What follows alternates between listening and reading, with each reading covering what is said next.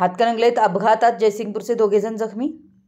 सांगली कोल्हापूर रस्त्यावर हातकणंगले येथील दामोदर शिवराम पेट्रोल पंपासमोर बस व दुचाकी यांच्यात झालेल्या अपघातात जयसिंगपूर येथील 2 युवक गंभीर जखमी झाले असून त्यांना समर्थ रुग्णवाहिकेतून रुग्णालयात उपचारासाठी दाखल करण्यात आले।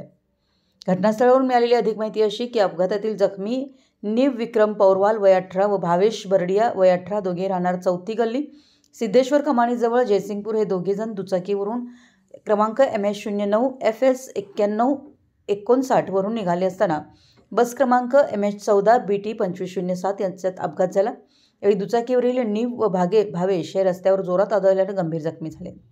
त्यांना तात्काळ येथील समर्थ रुग्णवाहिकेतून उपचारासाठी रुग्णालयात दाखल करण्यात आले। अपघाताची नोंद पोलीस ठाण्यात झाली असून अधिक तपास हातकणंगले पोलीस करत आहेत। मराठी एस न्यूजसाठी हातकणंगलेहून रोहन साजने।